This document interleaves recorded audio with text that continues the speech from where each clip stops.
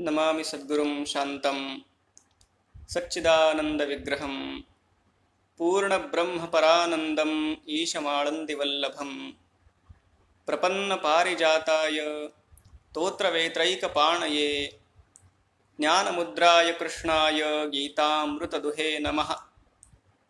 माधुर्यरसकल्लोलां शिवशक्त्यैकरूपिणीम् अमृतानुभवार्थाय वन्दे ज्ञानेशनन्दिनीं। नमो गोविन्ददेवाय ज्ञानदेवस्वरूपिणे वाग्मिने वाङ्निधानाय यतये वेदमूर्तये। श्रुतिस्मृतिपुराणानाम् आलयं करुणालयं नमामि भगवत्पादं शङ्करं लोकशङ्करम्।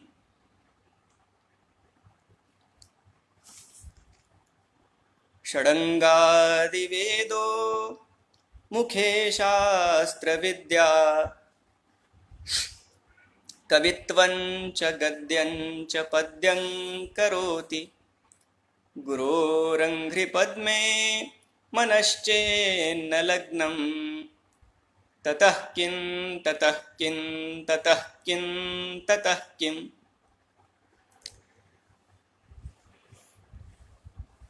भगवान आचार्यांच्या गुरुअष्टकम या स्तोत्रामधल्या या तिसऱ्या चरणाचा विचार करत तिसऱ्या कडव्याचा विचार करत असताना, तिसऱ्या श्लोकाचा विचार करत असताना आपण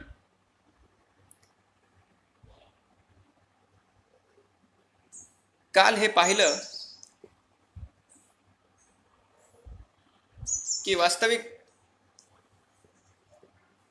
कशा प्रकारे हे ज्ञान बंध निर्माण करतं। त्यातही शब्दज्ञान आणि अर्थज्ञान या दोन कशा भिन्न गोष्टी आहेत। जनी हित पंडित सांडित गेले अहंता गुणे ब्रह्मराक्षस झाले, असं म्हणून समर्थ ज्या एका जाळ्यापासून आपल्याला वाचवण्याचा निर्देश करतात ते शब्दज्ञानाचं जाळं।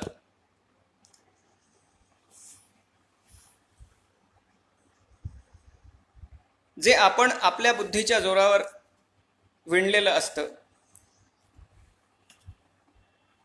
आणि कधी कधी आपल्या ज्ञानाचा अभिमान, आपल्या बुद्धीचा अभिमान हा एवढ्या प्रमाणात वाढतो की आपण आपल्या बुद्धीच्या जोरावर थेट परमात्म्याला सुद्धा जाणून घेऊ असं माणसाला वाटायला लागतं।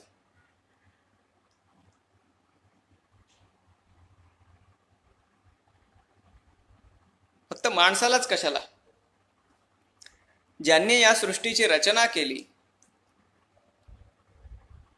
त्या ब्रह्मदेवांना सुद्धा असं वाटलं की आपण आपल्या बुद्धीच्या जोरावर ज्यानं या विश्वाची निर्मिती केली आहे त्याचा आपण शोध घेऊ। जेव्हा सृष्टीमध्ये कुठल्याही वस्तूची निर्मिती झालेली नव्हती, भगवंताच्या नाभी कमलापासून ब्रह्मदेवांचं प्रागट्य झालं, तेव्हा ब्रह्मदेवांनी जेव्हा चारी दिशांना पाहिलं तेव्हा त्यांना अथांग सगळीकडे प्रलयाचं जल दिसलं। दुसरं काही त्यांना दृष्टिगोचर होत नव्हतं। आणि तशा परिस्थितीत कुठून आपण आलो, आपल्या अस्तित्वाचा शोध घेण्यासाठी म्हणून ज्या कमलावर ब्रह्मदेव प्रगट झाले होते त्या कमळाच्या देठामध्ये ब्रह्मदेवांनी प्रवेश केला आणि कित्येक वर्ष निघून गेली, पण त्यांना त्या कमळाचा काही थांग लागला नाही, मूळ सापडलं नाही। शेवटी हताश होऊन जेव्हा ब्रह्मदेव आपल्या स्थानी पुन्हा एकदा विराजमान झाले आणि एक प्रकारे त्यांनी आपली बुद्धी आपल्या निर्मात्याच्या पायी समर्पित केली, तेव्हा भगवंतांनी त्यांना मार्गदर्शन केलं, तप करण्याचा आदेश दिला. श्रीमद भागवतामध्ये हा कथाभाग येतो आणि त्यानंतर भगवंतांनी त्यांना जो उपदेश केला तो चतुश्लोकी भागवत म्हणून प्रसिद्ध आहे. अहमेवासमेवाग्रे नान्यद्यत् सदसत्परं पश्चादहं यदेतच्च यो वशिष्येत सोऽस्म्यहं ऋतेर्थं यत् प्रतीयेत न प्रतीयेत. हे सगळं हा उपदेश केला. कुठून हे सगळं विश्व आलं? वास्तविक हे विश्व, या विश्वामध्ये सगळीकडे मीच एक व्याप्त असलो तरी तशी जाणीव होत नाही. याचं कारण ही माया आहे. हा सगळा उपदेश जेव्हा भगवंतांनी स्वतः ब्रह्मदेवांच्या हृदयात प्रगट केला तेव्हा ज्ञान ब्रह्मदेवांना सुद्धा प्राप्त झालं. ते त्यांच्या बुद्धीच्या जोरावर त्यांना सुद्धा मिळालं नाही.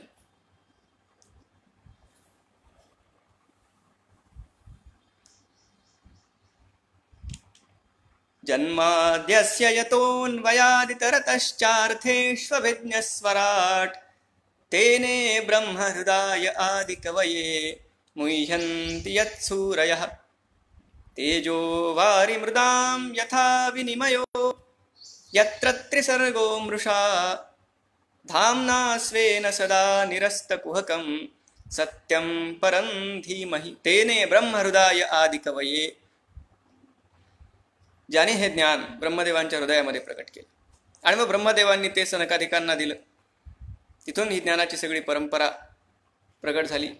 मुळात आदि गुरु भगवान हे ज्ञानाचे स्रोत आहेत. पण एवढं असूनही कृष्णावतारामध्ये जेव्हा ब्रह्मदेवांनी गोपाळ काल्याची सगळी लीला पाहिली त्यानंतर त्यांच्याही मनात नंतर सुद्धा त्यांच्या बुद्धीमध्ये मोह निर्माण झाला आणि त्यांनी त्या सगळ्या गाई वासरांचं आणि त्या गोपबालकांचं अपहरण केलं. कथा आपण भागवतामध्ये वाचलेली असते, ऐकलेली असते. त्यानंतर पुन्हा भगवंतांनी सगळी रूप धारण करून ब्रह्मदेवांना ही जाणीव करून दिली की मी कसा सर्वव्यापी आहे. नंतर पुन्हा ब्रह्मदेव भगवंताला शरण आले, त्यांनी स्तुती केली. पण मूळ मुद्दा हा आहे की जर मन बुद्धी चित्त अहंकार यांनी युक्त असलेले आपण सगळे जीव, सगळ्या योनींमधले सगळे लोक, हे सगळं आपल्या संकल्पातून ज्यांनी निर्माण केलं ते ब्रह्मदेव सुद्धा आपल्या बुद्धीच्या जोरावर त्या परमात्म्यापर्यंत पोहोचू शकत नाहीत. आणि 4 पुस्तकं वाचून जर आपल्याला असं वाटायला लागलं की सद्गुरूंच्या कृपाप्रसादाशिवाय आपण आपल्या बुद्धीच्या जोरावर त्या परमात्म्याला जाणून घेऊ तर ते किती हास्यास्पद आहे. मुळात यतो वाचो निवर्तन्ते अप्राप्य मनसा सह किंवा विज्ञातारमरे केन विजानीयात स वेत्ति सर्वं न च तस्यास्ति वेत्ता वगैरे सगळ्या वेदवचनांमधून हीच गोष्ट सांगितलेली आहे. आपण ज्याला ज्ञान ज्ञान म्हणतो ते आधी खरंच ज्ञान आहे का याचा सुद्धा विचार झाला पाहिजे.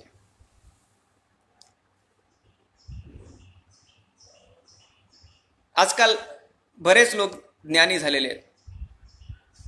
जे काही आपल्याला पाहिजे ते सगळं आपल्याला एका क्लिकवर उपलब्ध आहे.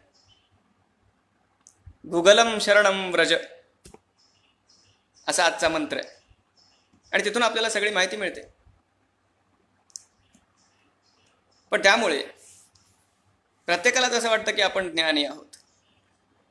वास्तविक ज्ञान काय आहे, वास्तविक आपल्याला काय ते कळतं हे कोण म्हणू शकतो? सॉक्रेटिसचं एक वाक्य मला आठवतं. सॉक्रेटिस म्हणतात की ज्याला असं वाटतं की आपल्याला सगळं कळतं त्याला काहीही कळलेलं नसतं.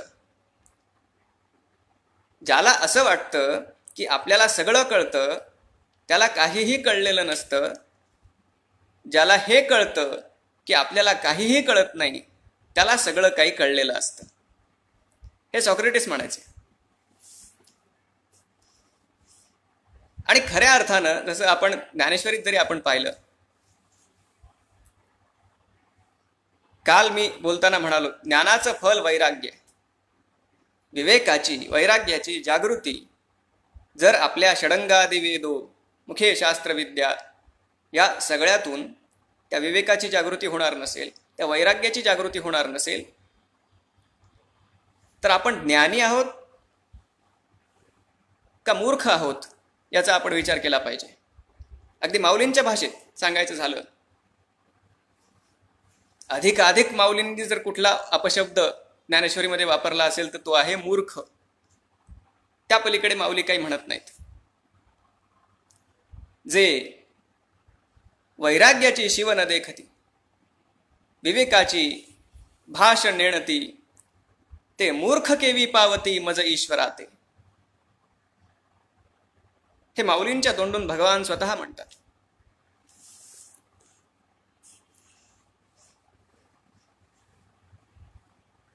पराविद्या अपराविद्या यांच्याबद्दल काल आपण जरा विचार केला.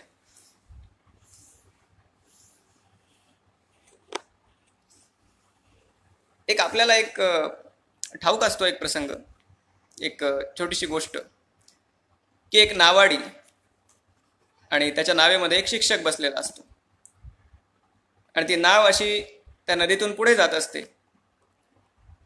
शिक्षक त्या नावाड्याला वेगवेगळे प्रश्न विचारतो. त्या नावाड्याला तो आधी विचारतो की तू भाषेचं काही अध्ययन केलेलं आहेस का? तो नावाडे निरक्षर असतो, तो म्हणतो नाही. शिक्षक म्हणतो, अरे अरे, तुझं 1/4 आयुष्य हे व्यर्थ गेलं. बरं ते जाऊ दे, तू गणिताचं काही अध्ययन केलंस का? तो म्हणतो नाही. शिक्षक म्हणतो, तुझं 2/4 आयुष्य व्यर्थ गेलं. बरं ते जाऊ दे, तू विज्ञानाचं अध्ययन केलंयस का? तो नाही म्हणतो. तुझं 3/4 आयुष्य व्यर्थ गेलं. आणि एवढ्यात नाव हेलकावे खायला लागते. आणि आता नाव बुडणार की काय अशी परिस्थिती निर्माण होते. नावाडी त्या शिक्षकाला विचारतो, तुम्हाला पोहता येतं का? शिक्षक म्हणतो नाही. नावाडी म्हणतो, तुमचं सगळं आयुष्य आता व्यर्थ गेलं असं समजा, कारण आता नाव बुडणार आहे. तात्पर्य हे, संसार सागरातून तरुण नेण्यासाठी जे उपकारक ठरतं ते ज्ञान वास्तविक आपल्या कामाचं ज्ञान आहे. इतर सगळं ज्ञान हे त्या ज्ञानाच्या दिशेनं आपल्याला घेऊन जाण्यासाठी साधन बनलं तर त्याचा उपयोग आहे. बरं, आपण अध्ययन करून करून असं किती ज्ञान प्राप्त करणार? भगवान शंकराचार्यांच्याकडे आपण जर पाहिलं, 8 वर्षे चतुर्वेदी, 12 सर्वशास्त्रविद, 16 लिखितम भाष्यम, 32 मुनिरभ्यगात. काय वर्णन केलंय? 8व्या वर्षी 4 वेद मुखोद्गत, 12 सर्वशास्त्रविद. 12 वर्षाचे भगवान शंकराचार्य होते, तेव्हा सगळ्या शास्त्रांचं सांगोपांग अध्ययन त्यांचं झालेलं होतं. 16 लिखितम भाष्यम, 16व्या वर्षी त्यांनी स्वतः भाष्याचं लेखन केलं, भाष्याची रचना केली. एवढी असामान्य प्रज्ञा, पण तरीही स्वतः भगवान आचार्य गोविंद भगवत्पादाचार्यांच्या पायाशी जाऊन बसतात आणि त्यांच्या कृपेची याचना करतात. सगळ्या विद्वानांचे विद्वान असून सुद्धा भगवान आचार्य. काशीला घडलेला तो प्रसंग आपण आठवावा. एक चांडाल जेव्हा भगवान आचार्यांच्या समोर येतो आणि वेदांत बोलायला लागतो, तेव्हा सगळ्या विद्वानांचे शिरोमणी, सगळ्या विद्वानांचे, ज्ञान्यांचे आराध्य दैवत भगवान आचार्य, त्यांच्या तोंडून किती सहजपणे निघतं, जाग्रत स्वप्न सुषुप्तिषु स्फुटतरा या संविदुजृंभते या ब्रह्मादिपिपीलिकांत तनुषु प्रोता जगत्साक्षिणी सैवाहन्न च दृश्यवस्त्विति दृढप्रज्ञापि यस्यास्ति चेत् चाण्डालोऽस्तु सतु द्विजोऽस्तु गुरुरित्येषा मनीषा मम. ज्याची आत्मस्थिती अशा प्रकारची आहे, चराचरामध्ये केवळ एक आत्मा भरलेला आहे अशी ज्याची स्थिती आहे, त्याचा वर्ण कुठलाही असो, त्याची ज्ञाती कुठलीही असो, माझ्यासाठी तो गुरुस्वरूप आहे असं म्हणून भगवान आचार्य त्याच्यासमोर नतमस्तक होतात.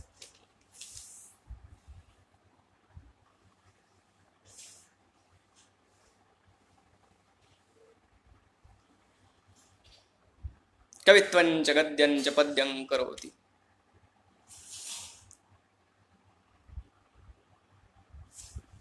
एक वाक्य प्रसिद्ध आहे, जे न देखे रवी ते देखे कवी. आता मी स्वतःही कवी असल्यामुळे मला हे वाक्य फार आवडतं. पण हा रवी सुद्धा ज्याच्या प्रकाशानं प्रकाशमान आहे, त्याला पाहण्यासाठी मात्र या कवीची सुद्धा बुद्धी पुरू शकत नाही. शिव महिम्नातला तो श्लोक आपल्या सर्वांना ठाऊक असतो. असित गिरी समंस्यात कज्जलं सिंधु पात्रे सुरतरुवर शाखा लेखनी पत्रमुर्वी लिखति यदि गृहीत्वा शारदा सर्वकालं तदपि तव गुणानां ईशपारं नयाति. एखाद्या पर्वता एवढं काजळ जरी समुद्रामध्ये कालवलं आणि कल्पवृक्षाच्या फांदीची लेखणी घेऊन पृथ्वीच्या कागदावर स्वतः सरस्वती लिहायला बसली तरी हे परमेश्वरा, तुमच्या गुणांचं वर्णन ती करू शकत नाही, तुमचा पार तिला कळू शकत नाही. सगळ्या कवीश्वरांची जी माऊली त्या शारदेची अशी अवस्था आहे. कितीही प्रतिभावान असला तरी कुठला कवी आपल्या कल्पनेच्या भरारीनं तरी त्या परमेश्वरापर्यंत पोहोचू शकतो? हे अशक्य.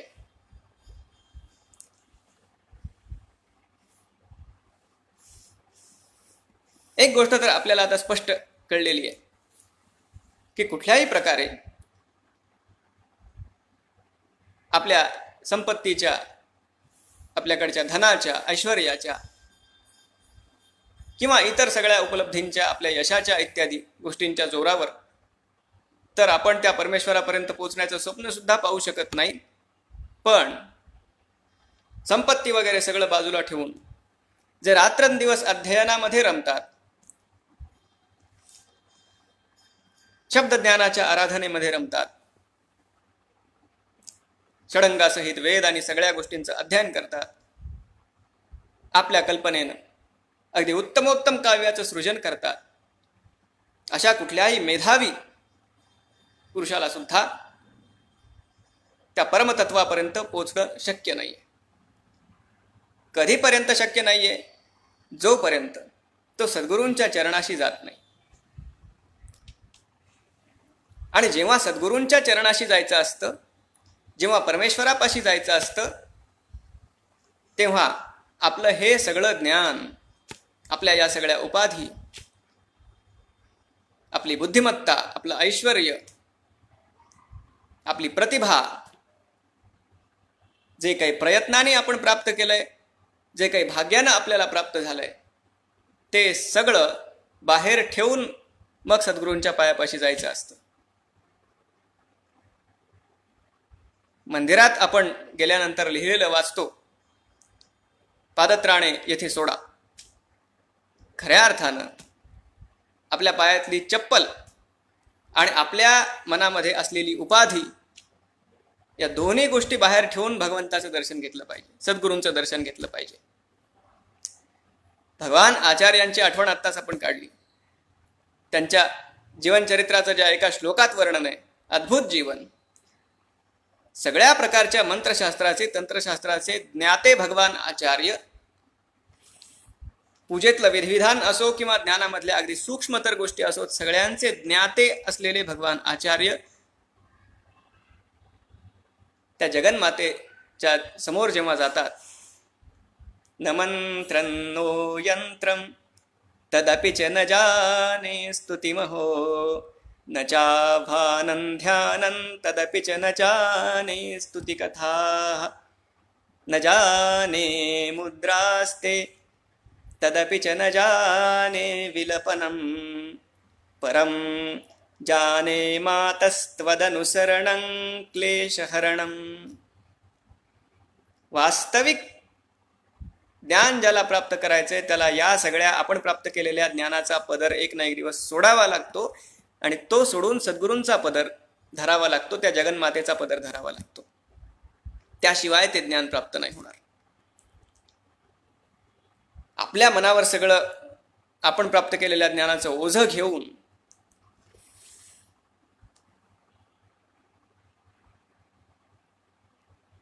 सद्गुरूंच्या पायाशी आपण नाही बसू शकत. एक ओवी आपण माऊलींची पाहिली होती, येथ व्युत्पत्ती अवघी विसरेजे, थोरपण प्रहा सांडीजे, जै जगा धाकुटे होईजे, तै जवळी कमाची. आणि आणखीन एक अत्यंत महत्वाची गोष्ट,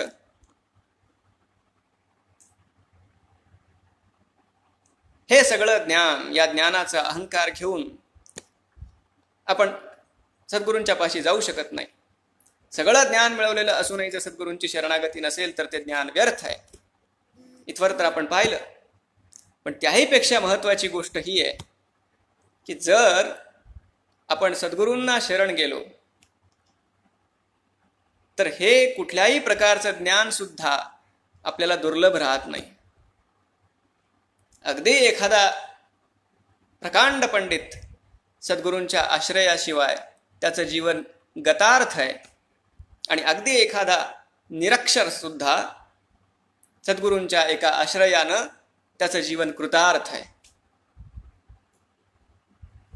त्याला केवळ अर्थाचं ज्ञान होतं असं नाही, शब्दांचं ज्ञान सुद्धा त्याच्या बुद्धीमध्ये अशा प्रकारे प्रगट होतं. एका सद्गुरूच्या कृपादृष्टीनं सुद्धा हे सगळं शक्य होतं. जय जय वो शुद्धे उदारे प्रसिद्धे, अनवरत आनंदे वर्षती.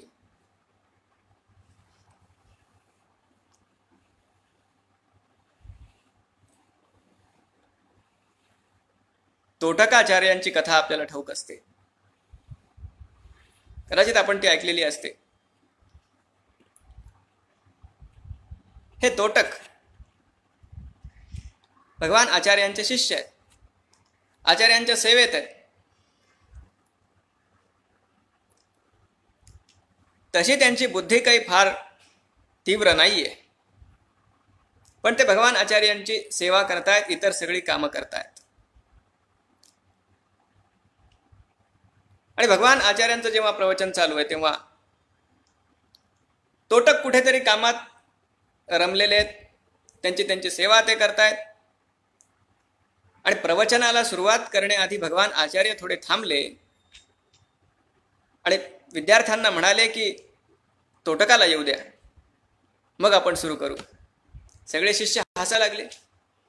शिष्यांनी म्हटलं तो आला काय आणि न आला काय, त्याला तसंही फारसं यातलं काही कळत नाही, त्यामुळे त्याच्यासाठी थांबून काय उपयोग आहे, असं म्हणून जेव्हा सगळे त्याचा परिहास करायला लागले, भगवान आचार्यांनी स्वतः त्या तोटकाला बोलावून घेतलं, त्याला आपल्या समोर बसवलं, त्याच्या डोक्यावर हात ठेवला आणि त्या क्षणी जी दिव्य वाणी तोटकाचार्यांच्या मुखातून प्रकट झाली, विदिताखिल शास्त्र सुधा जलधे, महितोपनिषन् मथितार्थ निधे, हृदये कलये विमलं शरणं, भवशंकर देशिक मे शरणं, भवशंकर देशिक मे शरणं. आतापर्यंत ज्याचं कुठल्याही प्रकारच्या ज्ञानाच्या गोष्टीशी तसं फारसं काही नातं नव्हतं. फारशा काही गोष्टी बुद्धीमध्ये उतरत नव्हत्या. अलौकिक प्रतिभेचं त्याच्या हृदयामध्ये केवळ भगवान आचार्यांच्या स्पर्शानं स्फुरण झालं. आपण पाहिलं प्रज्ञाचक्षु संत श्री गुलाबराव महाराज जे स्वतः सांगतात, हे सगळं ज्ञान कुठून आलं? माऊलींनी स्वतः त्यांना मांडीवर घेऊन त्यांच्या मस्तकावर आपला हात ठेवला आणि सगळं ज्ञान, सगळी शास्त्र त्यांच्यासाठी अनावृत झाली. ज्यानं आपल्या बुद्धीनं सगळ्या शास्त्रांचं अध्ययन केलं तो सद्गुरूपाशी गेला नाही तर त्याचं जीवन व्यर्थ आहे. आणि ज्यानं या सगळ्या शास्त्रांचं अध्ययन जो करू शकला नाही पण सद्गुरूंच्या ठिकाणी मात्र ज्याची अनन्य निष्ठा आहे, त्याच्यासाठी कुठलंही शास्त्र हे अगदी सहज अनावृत होतं. स्वतः श्री गुलाबराव महाराजांचे शिष्य बाबा महाराज पंडित हे याचं फार मोठं उदाहरण आहे. स्वतः महाराज त्यांना पंडितच म्हणायचे. ते त्यांचे लाडके पण होते. पण या बाबा महाराजांचं कार्य हे होतं की महाराजांच्या सेवेमध्ये अखंड तत्पर राहणे. एकीकडे महाराजांचं प्रवचन सुद्धा जेव्हा चालायचं तेव्हा सुद्धा पंडित महाराज आपले महाराजांच्या सेवेमध्ये व्यस्त असायचे. त्यांचे कपडे धुणं असेल, त्यांची भांडी घासणं असेल, त्यांच्यासाठी ची सगळ्या प्रकारची सेवा काया वाचा मने ते त्यांना समर्पित होते.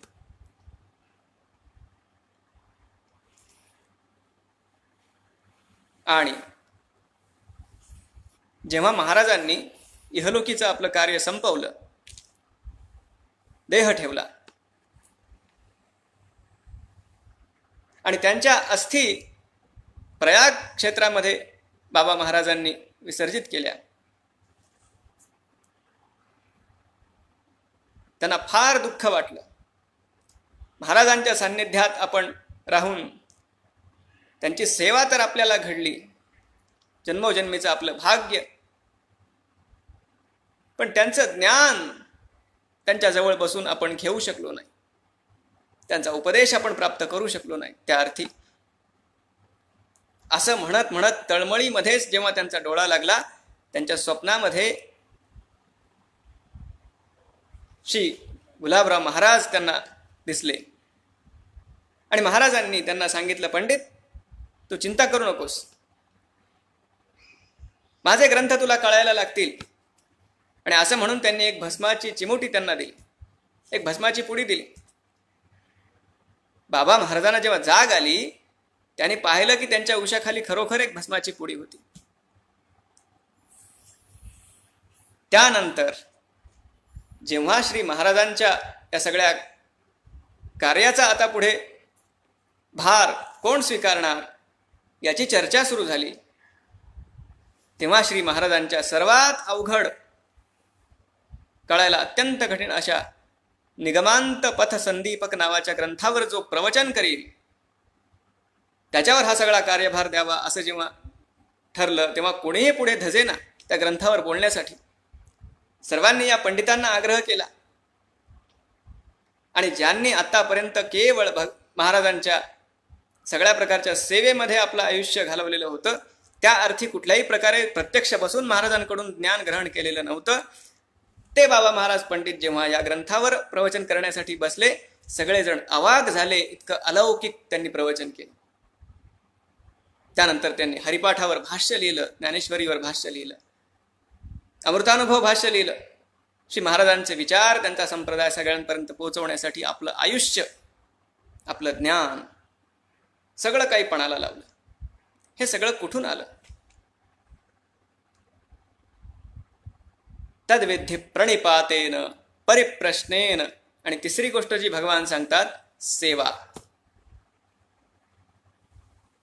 जे ज्ञानाचा कुरुठा तेथ सेवा हा दारवंठा. तू स्वाधीन करी सुभटा वोळगोनी. माऊलींच्या तोंडून भगवान स्वतः म्हणतात.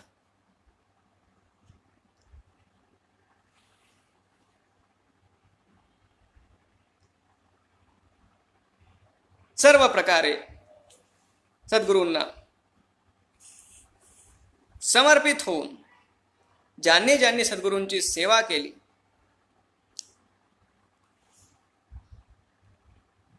वास्तविक ज्ञानाचे अधिकारी तेच झाले. ज्ञान कुणाला प्राप्त होतं? ज्ञान, बुद्धी हे ज्ञानाचं, खऱ्या ज्ञानाचं बुद्धी हे साधन नाही. आणि हे मी माझ्या मनानं बोलत नाहीये. कथयन्तश्च मां नित्यं तुष्यन्ति च रमन्ति च, हे भगवंतांनी ज्यांचं वर्णन केलं त्या भगवत भक्तीमध्ये अखंड रममाण असणाऱ्या संतांच्या बाबतीत भगवान म्हणतात, तेषामेवानुकंपार्थम अहमज्ञानजं तमः नाशयाम्यात्मभावस्थो ज्ञानदीपेन भास्वता. हे भगवान श्रीकृष्ण बोलत नाहीयेत, हे सद्गुरू भगवान श्रीकृष्ण बोलतायत. भगवान अर्जुनाचे फक्त सखा नाहीयेत, भगवान अर्जुनाचे फक्त आराध्य नाहीयेत, भगवान अर्जुनाचे सद्गुरू आहेत. यच्छ्रेयस्यान् निश्चितं ब्रूहि तन्मे शिष्यस्तेहम, अर्जुनाचे शब्द आहेत. शाधिमान त्वाम प्रपन्नम. ज्ञान कुणाला प्राप्त होतं? बुद्धिवानाला प्राप्त होतं असं भगवंतांनी कुठेही सांगितलेलं नाही. श्रद्धावान लभते ज्ञानम, हे स्पष्ट आहे. तत्परः संयतेन्द्रियः ज्ञानं लब्ध्वा परां शांतिम अचिरेणाधिगच्छति. हे ते ज्ञान आहे जे परमशांतीपर्यंत पोचवतं. हा पराम शांतीम शब्द, हाच शब्द भगवान गीतेच्या समारोपामध्ये सुद्धा उद्गारतात.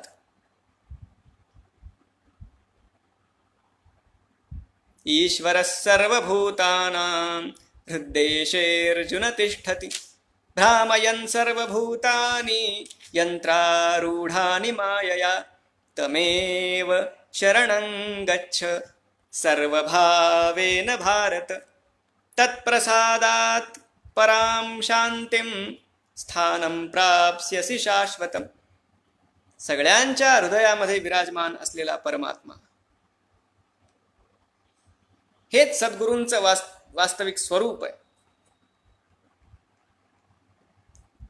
देहाच्या रूपात जरी सद्गुरू आपल्याला भिन्न भिन्न ठिकाणी, भिन्न भिन्न संप्रदायांमध्ये, भिन्न भिन्न वेशांमध्ये, प्रत्येकाच्या आपापल्या श्रद्धेनुसार, भावनेनुसार जरी वेगवेगळे दिसत असले तरी वास्तविक हे सद्गुरु तत्व कुठे आहे? हृद्देशे अर्जुन तिष्ठती. हे आतून प्रत्येकाला प्रेरणा देत असतं. आतून प्रत्येकाला प्रेरणा देणं प्रत्यक्ष समोरून, कारण आतली प्रेरणा प्रत्येकासाठी ग्राह्य नसते.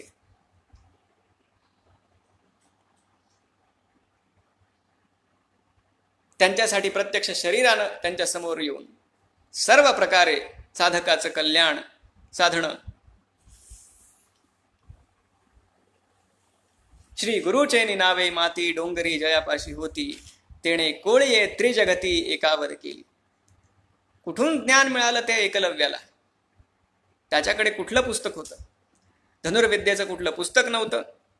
त्या काळात इंटरनेट पण नव्हतं की त्यावर सर्च केलं आणि ऑनलाईन शिक्षण घेतलं. कशा प्रकारे त्या एकलव्याला हे धनुर्विद्येचं सगळं ज्ञान मिळालं? माऊली म्हणतात, श्री गुरुचेनी नावे माती डोंगरी जयापाशी होती. मातीनं त्यानं एक पुतळा घडवला सद्गुरु द्रोणाचार्यांचा.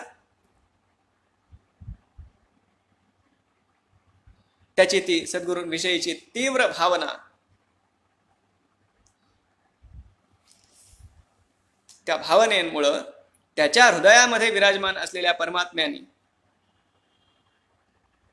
त्याला शिष्य म्हणून स्वीकारलं आणि त्याला ते सगळं ज्ञान दिलं, जेवढं ज्ञान प्रत्यक्ष द्रोणाचार्यांच्या समोर बसून इतरांना मिळू शकलं नाही.